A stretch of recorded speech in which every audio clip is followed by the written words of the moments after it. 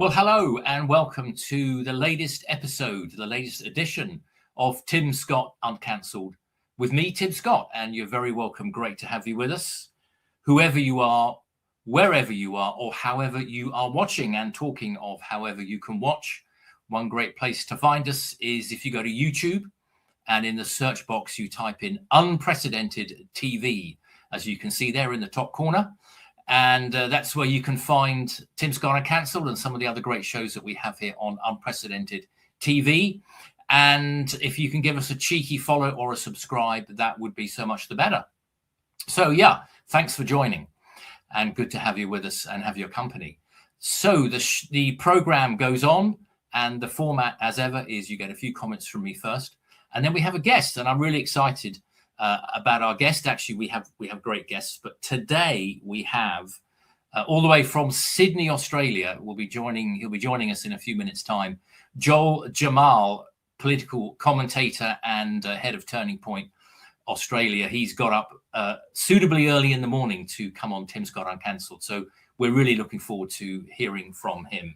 Okay, so a few comments from me first about what's going on here. What a week it's been with Peter Mandelson. Peter Mandelson scandal. Is this really going to be the end of Keir Starmer? I think it may well be. We want to also hear about Australia's Labour Prime Minister Albanese as well from Joel. And something that's really come to the fore this week is the prospects of pubs. What's happening with pubs? Pubs are really important, and they're a sort of an almost uniquely British kind of thing, pubs. And here's a Wetherspoons. That's a big chain that we have here. More about them in a second. Pubs are really important. You know, they're much more than just places where you can get a pint of beer. They're social centers, they're employment centers, and they give a lot of people their first job, those entry level jobs that set people on a lifetime of purpose and useful work. So Wetherspoons is a really interesting example of a chain of pubs, and in fact we've got a Wetherspoons near us here in southeast England, and I was there this morning having their all-day breakfast with as many cups of tea and coffee as you like. And I was reflecting on that. And yeah, it was pretty much like that. That's not the actual breakfast, but it was pretty much like that. And it's a very successful chain of pubs. And the boss is a guy called Tim Martin. Tim Martin's a very interesting character. He was a early supporter of Brexit. And there he is, Tim Martin, in one of his very convivial establishments. And there was a very interesting article on him, or an interview with him, in the Sunday Times recently, saying that because of the lockdowns and the damage that the lockdowns did, I want to ask Joel similarly, how much damage did the lockdowns do in Australia? They've had to cut back from 900 establishments to about 750. But he reckons that each pub generates about £1 million a year in tax revenue. That's employers' NI, national insurance, VAT, business rates, beer duty, all that sort of good stuff. So pubs are really, really important social centres. And he is also one of Britain's top taxpayers. In the same article in the Sunday Times, as well as having the Sunday Times Rich List, which comes out in about May, which is really interesting. They also come out here with our top 100 taxpayers. And you can see Tim Martin there, Sir Tim Martin, sorry, selling him short. He was Britain's 8th largest taxpayer. You can see there his chain, JD Wetherspoons. And he paid, you can see on the right there, he paid 200 million in tax. And you've also got our top taxpayers paying 400 million in tax. Who says the rich don't pay their tax? And there's also loads of singers and footballers paying a lot of tax, and J.K. Rowling paying 50 million a year. So don't let anybody tell you that the rich don't pay their tax. Okay, so that's the importance of pubs and the importance of tax revenue from pubs and the importance of our top taxpayers. But enough from me, because we want to meet our guest, Joel Jammal from Australia, coming up, and he's got up very early this morning. Joel, good morning where you are, and welcome to Tim Scott Uncancelled. Good evening, Tim. I really appreciate you staying up late for me. Thank you so much. It's an awkward time zone. You've got up early. So what time is it in Sydney? Oh, look, at the moment it's 8:15 a.m., but I'm usually up at 4:30 a.m. anyway, so My goodness, I don't mind. 4:30. Wow, that's impressive. Good stuff. Well, Joel, it's great to have you with us. Now, we first met at CPAC, Conservative Political Action Center in Washington, D.C., didn't we? And actually, by coincidence, or maybe a higher purpose, we ended up sitting next to each other at the dinner, I seem to remember. That's right. Washington, D.C., early last year. It was a lot of fun to meet so many different people. And obviously, having the Five Eyes countries members rock up there to actually share our experiences and what we perhaps the challenges that we face in our respective countries. It's always a pleasure. Absolutely. So just tell us a little bit about what you do, Joel, and where can people find you? Yeah, absolutely. So I'm the head of Turning Point Australia. I'm also the head of the Light Australia newspaper. And I also have the ARC podcast here as well. So every year we reach about 220 million views online. We just recently crossed the 1 billion view mark in October last year. We've been around for about 4 or 5 years. And what I'm basically do for the Australian people ever since the COVID lockdowns is I teach people who's punching them, why they're punching them, and how they can punch back politically. One of the big issues I often find, Tim, and we've often talked about is, there's a great line in the Bible, my people suffer because of their lack of knowledge. I'm finding that a lot of people are realizing that they weren't taught proper civics classes in school. They don't know how to breathe their values into politics. And look, as an unashamed Christian and conservative, I'm the sort of guy that I'm not afraid to actually share my values. I'm not afraid to speak those values. And I think we need more of that. And also showing people how to breathe that into politics so that they can get representatives that represent them.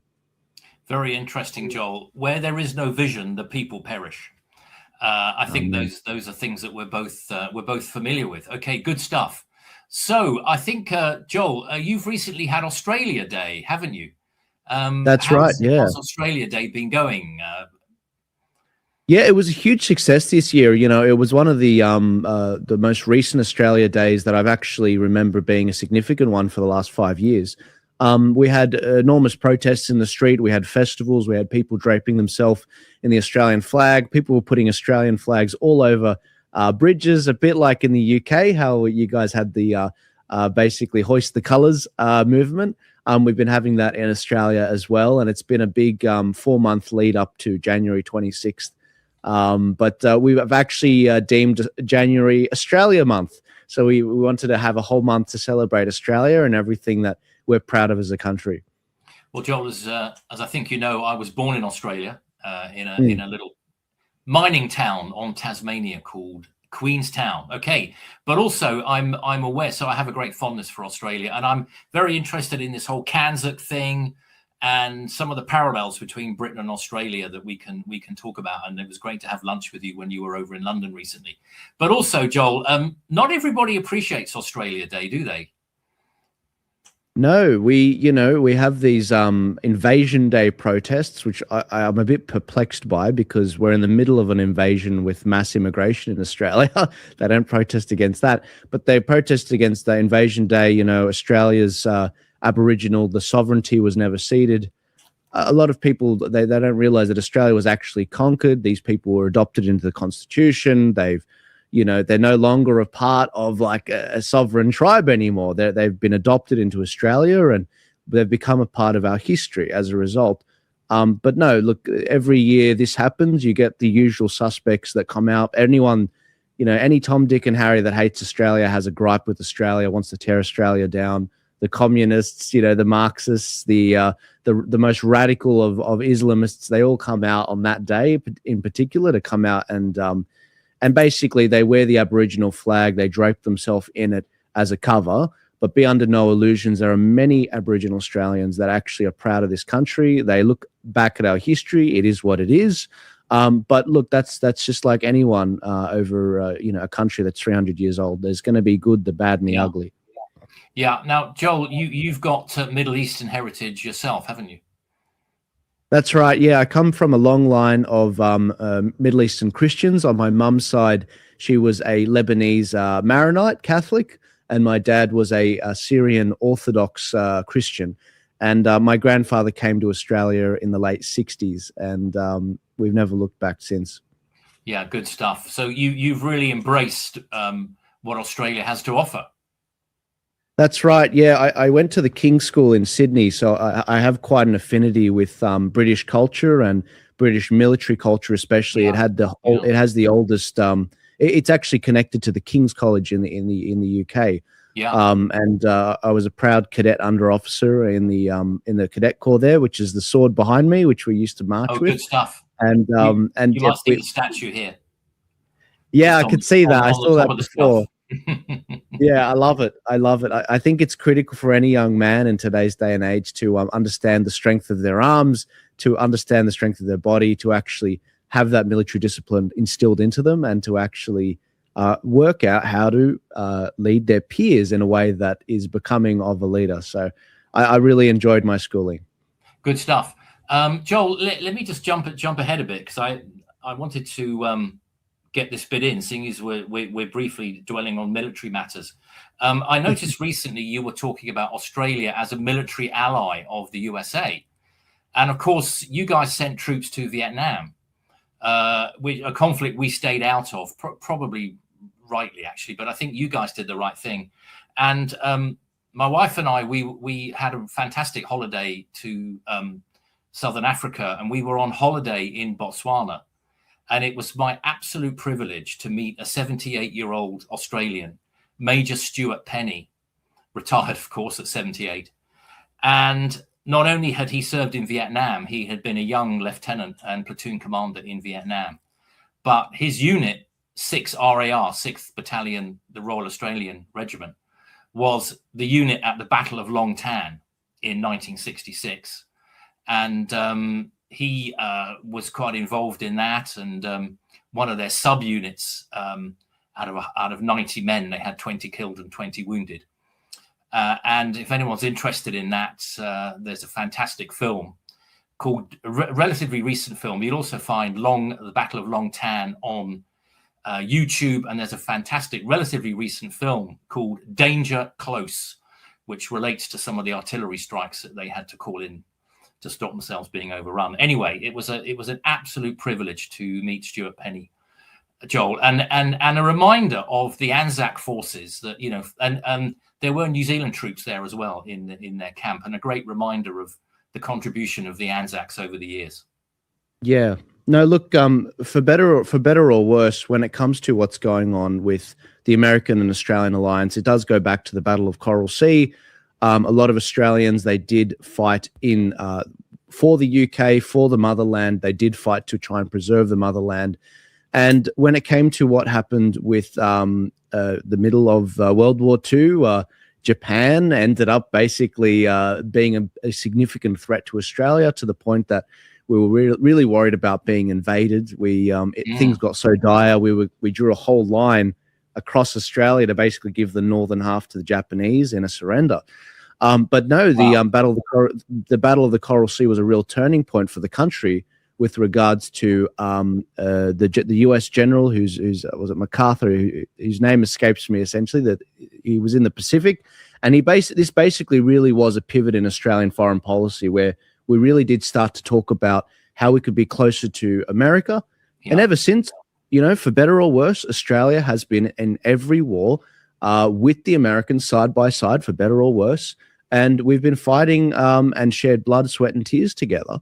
And so, look, it is a long-standing tradition. I have a controversial opinion, which is that Australia is actually the US's greatest ally, because we have gone into each of these wars together, and that's honored throughout culture, throughout movies, throughout even video games like Halo and the sort. And I just think that it's a very special relationship. And so, look, I think the Five Eyes countries need to lean into that more. We do have a shared ethos. Yeah, the Five Eyes being UK, USA, Australia, New Zealand, and Canada. Of course. We can't forget the Canadians, even though they've got a funny prime minister. I know, and another one. Another one. So I'm very into this whole Kanzuk thing, and I'm a huge fan of Tony Abbott. In fact, I had the privilege of meeting him over here in London last year. Let's not forget, final point on this. Let's not forget your northern city of Darwin during the war was bombed by the Japanese, and it's in that film Australia, starring, trying to remember, Darwin was bombed several times by the Japanese. So mainland Australia was bombed in World War II. That's right. Yeah, it was a pretty. It was the only attack that really reached Australia, other than a lone Japanese submarine making it into Sydney Harbour. Oh, wow. But yes, I do believe a submarine. There's not many, so it's easy to keep track of the attacks. But there was one submarine that made it through. Yeah. I think it was a single manned submarine, and it ended up sinking a ferry in Sydney Harbour. Oh, but wow. but no, Darwin was a lot more damage, a lot more casualties. Yeah, it was. It was. Okay, so I want to move on then, Joel. Thank you. And just look at some of the issues, and I'm very interested in some of the comparisons between the UK and Australia, because actually we share so much. And you had a really terrible incident a couple of years ago, where there was a big pro-Palestinian demonstration by Sydney Opera House with people reportedly chanting "Gas the Jews," and of course people are now saying, "Oh no, they never said that." And then, of course, just before Christmas, we had, here we go. There was that. I mean, what's your view on that one? It seems this was a couple of years ago, wasn't it? At the start of the Gaza war with Israel and Gaza. It seems pretty clear to me these pro-Palestinian demonstrators were chanting "Gas the Jews," but now you've got people saying, "Oh, they weren't really saying that." Yeah, look, I remember this vividly. So this was the night of the attack. So in Australia, when the attack happened, we were going into the evening, whereas obviously with a different time zone in the US and in the UK. So before Israel had even responded, there were these protests in the street. You had these Islamic sheikhs who are still in this country, these Islamic preachers. None of them have been deported or put in jail. They were out there, saying, "I'm elated." That's a direct quote. They'd be in the street. This is a day of victory. And look, anyone that wants to celebrate the slaughtering of innocents has no place in Australian society. And this footage outside the Sydney Opera House was that night where it was like a snap protest. And the Premier of New South Wales, he projected onto the Opera House the Israel flag. He was warned by the federal police, if you do this, this will be a problem. So they were warned against it by the police, by the federal Labor government, who no one actually knows this. This is actually breaking news. But also in the footage that came out when they were out there, it was taken by David Adler, who was the head of the Australian Jewish Association. He's actually a friend.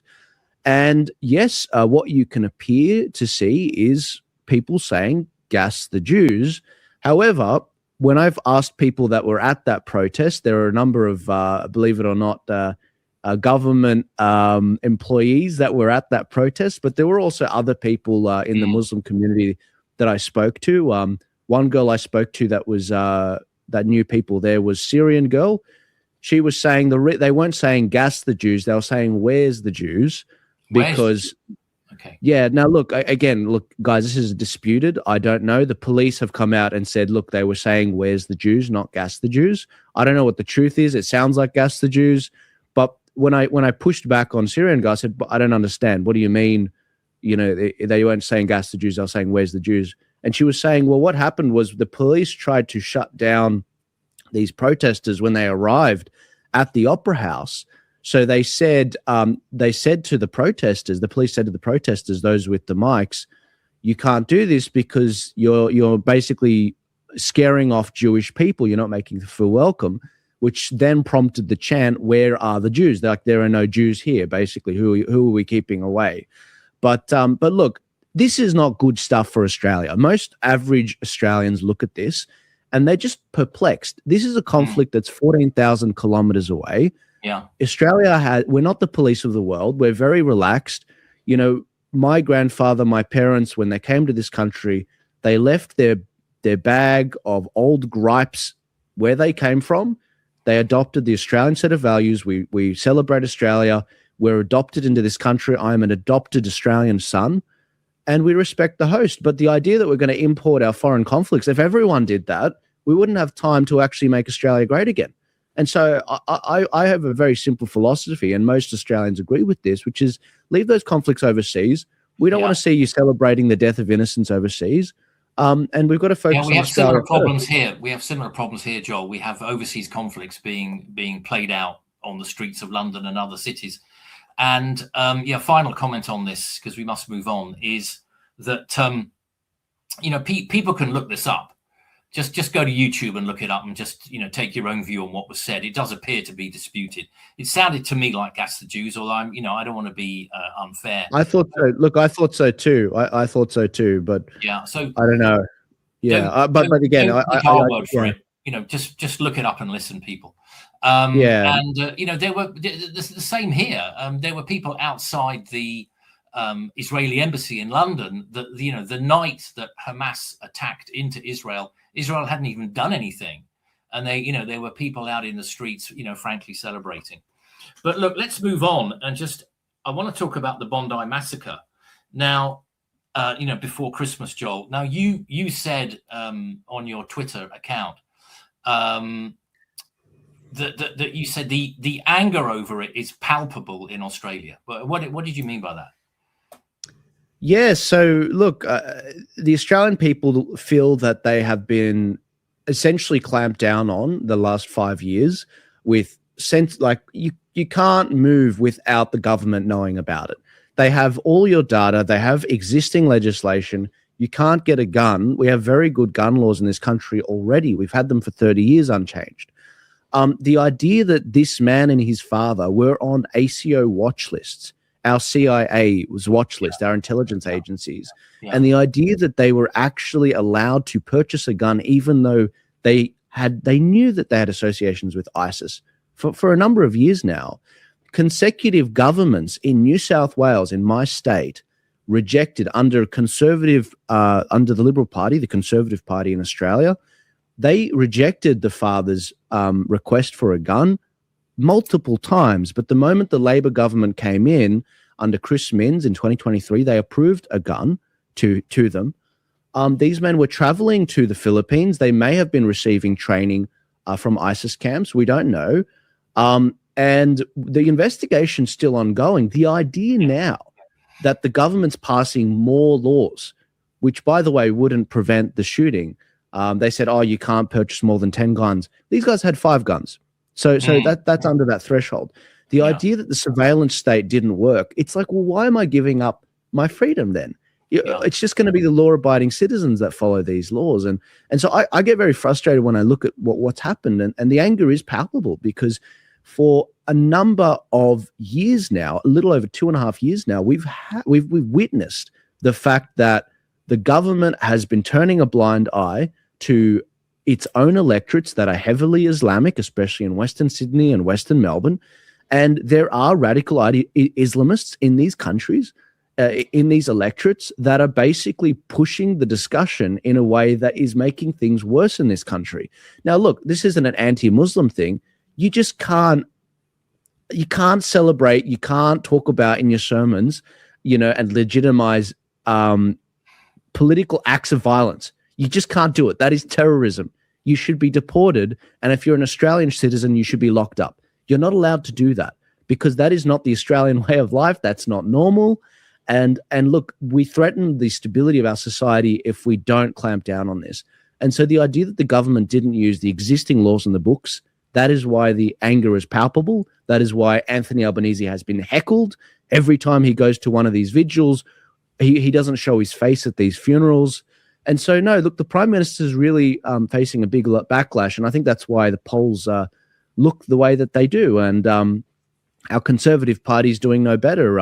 They're getting smashed by Senator Pauline Hanson, who, similar to Nigel Farage, is rocking it in the polls. And, the Conservative Party face a extinction right now. And so Senator Hanson has been doing a very good job in articulating this. Everyone knows where she stands on immigration.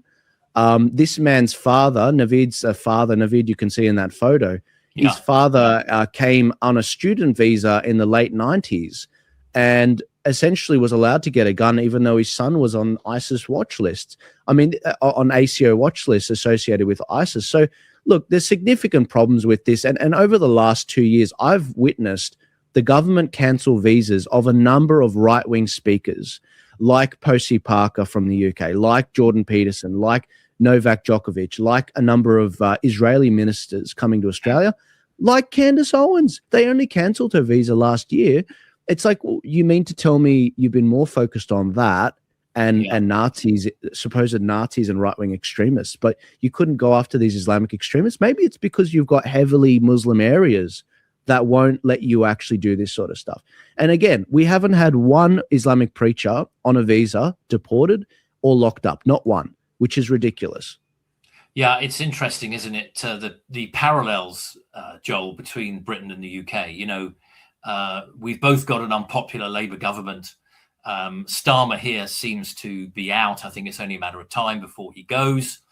And both countries have got what, let's call them, a radical right party, Reform under Nigel Farage, and One Nation under Pauline Hanson. I mean, One Nation. Let's talk about One Nation. I mean, because they're a sort of radical. Would you call them a radical right party? Oh, look, I wouldn't say they're far right. I'd say there's much further right parties, but I think that Senator Hanson is becoming a lot more mainstream, and that bears it out in the polls. I mean, recent polls, just to give you a bit of an update on the latest statistics, the Labour Party is basically on about 31% of the vote, which is a bit like the UK, and then the Conservative Party, Coalition, Liberal and National, they're about maybe 20% right now. Whereas One Nation is at about 24% they're polling at, which is more than the Conservative Party in this country.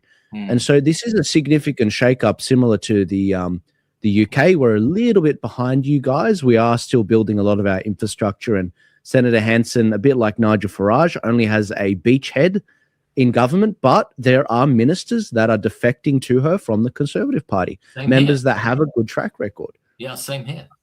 Okay, they have got parliamentary representation, haven't they? Absolutely. They've got at a state and federal level, yes. Yeah, okay. Very, very interesting. I also wanted to ask you about the voice referendum.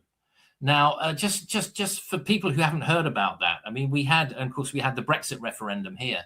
These and both those referendums, the Brexit referendum here in 2016, the voice referendum. Tell us a little bit about it in a second, that you guys had a couple of years ago. Neither of those referenda went the way that elites wanted them to go, which was glorious.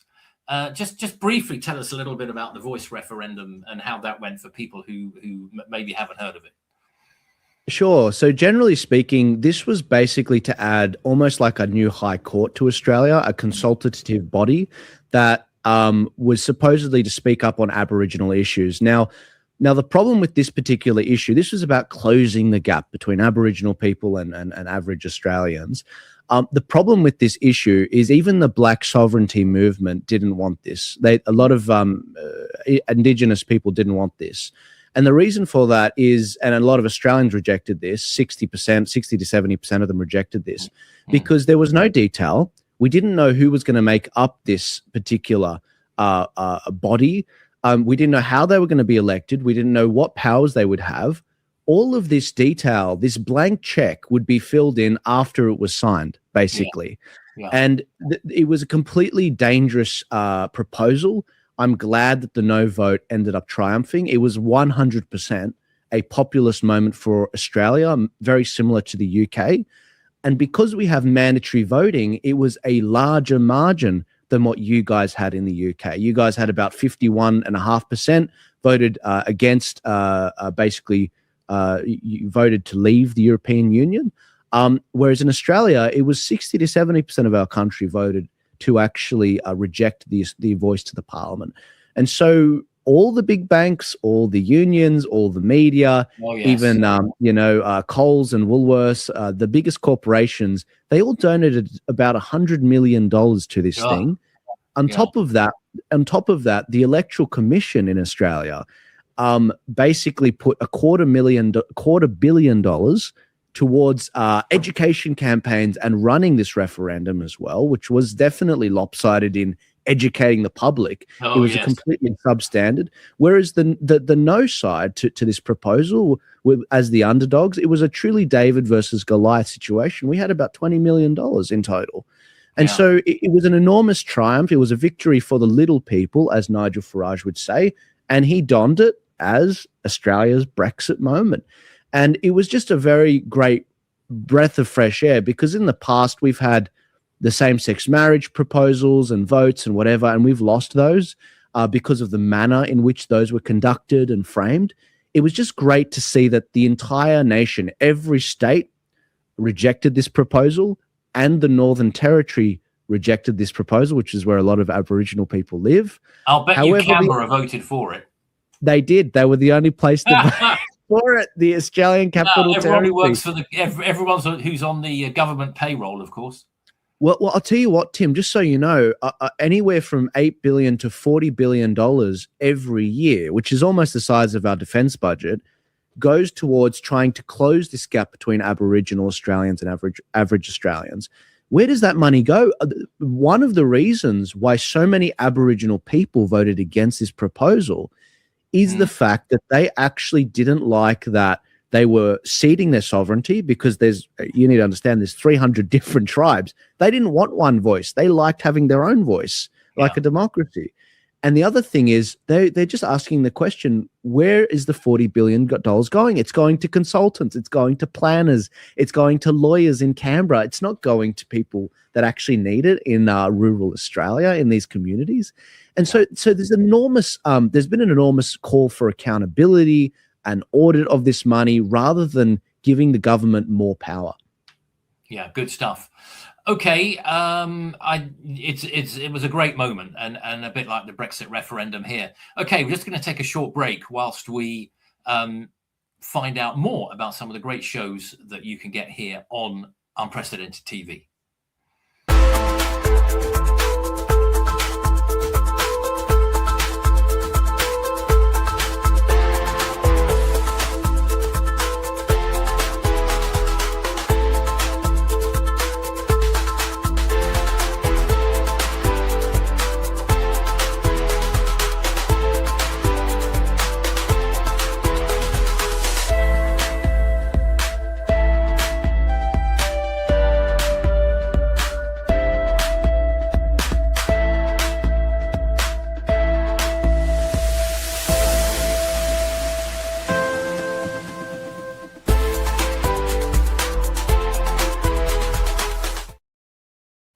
Okay, thank you. That's Dire Consequences with Claire Dyer here on Unprecedented TV. Joel, just a quick comment from you on Charlie Kirk.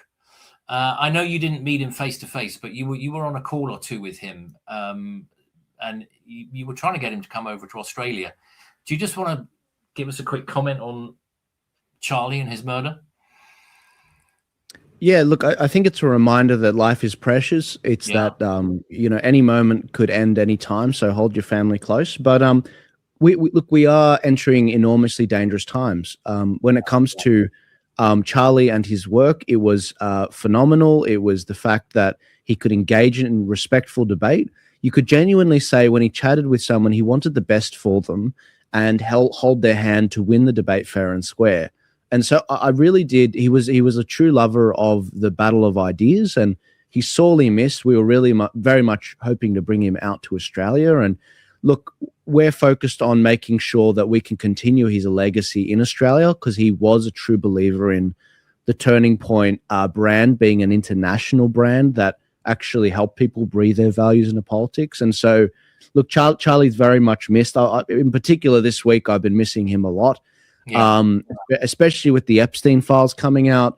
He was very outspoken on government accountability. He was very outspoken on the fact that Epstein was working for intelligence agencies. He was working for Mossad, despite the fact the media has been trying to say that, he was a Russian asset or this or that. This was a bad guy, and Charlie, showing his character, demonstrated that, look, Epstein was not a good guy. And anyone that's out there, whether you're a Zionist or you're a non-Zionist, you need to call this man out, because he had fingers in every government, and he was someone that was a wheeler and dealer in blackmail material, and he needs to be condemned. Yeah, he was certainly a very powerful, very influential guy. He knew all sorts of people, and I'm sure he had all sorts of compromising material on people. There he is with President Trump. Okay, so just a few minutes left, and with Joel Jammal from Turning Point Australia, coming to us from Sydney. Okay, so Joel, Australia's still a monarchy, isn't it? And that's right. Charles III is head of state. And I gather you've had a new coin come out in Australia with the Queen on it. And when I say Queen, I do, of course, mean Elizabeth, not Camilla. There'll only be one Queen in my book, and that's the wonderful Elizabeth II. I mean, that coin, just looking at her, oh dear. I mean, she looks like Mrs. Doubtfire. I mean, what have they done to her? Look, don't get me started. I don't know what they're trying to do. They could have made it look a bit more graceful. She reached her diamond jubilee, I do believe, or later, and I think that she lived an enormously fruitful life. I don't know why they're celebrating her in this manner. Yeah, fair. Okay, fair enough. Probably the less said about that coin, the better, really. But indeed, you guys did have a referendum, didn't you, on becoming a republic? But wasn't there something in the small print that the new head of state would only be chosen by the parliament and not it wouldn't be voted for by the public? Look, our last referendum before The Voice was on whether we should become a republic. There you go, Mrs. Doubtfire. Yes. No, look, most people love the Queen in Australia. Yeah. They loved her when she was around. There was a real endearment for her. Yeah, I think so. But what do you think? I mean, Charles over the years has visited Australia quite a bit. Has he been since he was king? Look, Charles is probably loved a little less, to be honest. I'm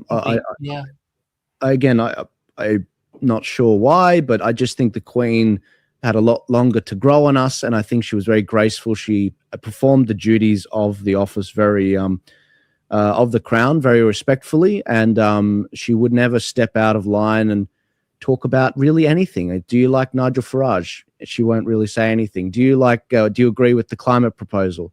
No, she doesn't agree with, she doesn't say anything. Whereas, Charles, he's a lot more political. We know he agrees with the, climate change and net zero and a lot of these World Economic Forum agendas. And unfortunately, I think that turns a lot of people off. But look, I believe Australia is going in the direction of becoming a republic, but the only thing that stops it is the detail. The problem is anyone that puts the proposal up probably has the most to gain. And so that's kind of why in the Voice proposal, they put so little detail, because when they tried to put detail in the 30 years ago in the referendum for a republic, they couldn't agree on, basically what model that would work. And the model that was put forward was a bunk one. And so, look, for now, if it ain't broke, don't fix it is the philosophy of Australians. The real problem is, though, I do think we're going to have to sort this out at some point. As much as I am a monarchist, I do think at some point this is going to have to be sorted out, because all it takes is for Prince Charles to say every country under his tutelage basically has to adopt net zero policies. Overnight, you won't find a monarchist in Australia. Very interesting. And I think just thinking about your Prime Minister Albanese, is it? How do you pronounce? Is it Albanese or Albanese? This is what. Albanese. It's Italian. Albanese, yeah. Now we know he had previous form as a pro-Palestinian activist, but is he a Republican as well? Do you think is Labour more likely to push Australia towards becoming a republic? 100%, 100%. Yeah. It was very much spearheaded on the left, the Labour Party in the last referendum, as well as the Voice referendum. But yeah, the same thing goes for the Wets or the Rhinos in the Conservative Party. A lot of them were Malcolm Turnbull, for example. He's the former Prime Minister of Australia. He was a more left-wing Prime Minister from the Conservative Party. He was debating Tony Abbott, a more right-wing member of the Conservative Party. And so, look, it was very much he was definitely was a. I don't think he was a monarchist at all. Yeah, interesting. You mentioned Tony Abbott again. A great Aussie, great Anglophile, Christian man, and actually one of my political heroes. And obviously, you have some respect for him as well. Yeah, well, good stuff. Okay, Sorry, Tim. I just remembered one thing, which was that the Prime Minister, when he came in, one of the big indicators that he's not a monarchist was he created a whole new position, basically to break up and separate from the monarchy. The name escapes me, but he created a new sort of minister in charge of that, which kind of told you exactly what you needed to know with regards to the direction he wanted to send us culturally. Yeah, okay, very interesting. Okay, Joel, it's been great to have you on. Just remind people, where can they find you? You're on Twitter X, aren't you, for example? That's right. Twitter, Facebook, Instagram, Telegram, TikTok, everywhere. If you search Joel Jammal, as it's spelt below my face, or you search Turning Point Australia, we've got 600,000 followers online. We really enjoy doing podcasts every week, getting the stories out about Australia every week and featuring many professionals. So if you want to head there, or if you want to connect with us on our website, that's tpaust.com.au. We really appreciate you guys tuning in and really supporting us. And I'm looking forward to seeing you again in person, hopefully soon, Tim. I may be making a trip to the UK again very soon. That'd be great. I am going to come to Australia. I may come for CPAC Australia and give Andrew Cooper my regards. He's the organizer, isn't he? The sort of. That's right. Andrew and I, we're heading to CPAC in Texas in March, actually, late March. There's a big Aussie contingent going this year. Last year it was more 25 people. Yeah, this year it's going to be 50 people going. So there's a lot of young people. They've doubled or quadrupled the amount of young people going that they're sponsoring. And CPAC in Australia, we're very close with us at Turning Point. We're very close with CPAC. They sent me over last time, and it was a lot of fun. And that's kind of the reason why I did another 5 trips last year to the USA. I really enjoyed it. Americans just on the same page with liberty. Fantastic. Good stuff. Okay, I'll see you soon, Joel. All the best to you. That's Joel Jammal there from Turning Point Australia, joining us early in the morning from Sydney, Australia. So, folks, we hope you've enjoyed this show. We certainly had a lot to talk about and a lot to go through. Great to have Joel on with us. And thank you for bearing with, and thank you for joining us for another episode of Tim Scott Uncancelled with me, Tim Scott.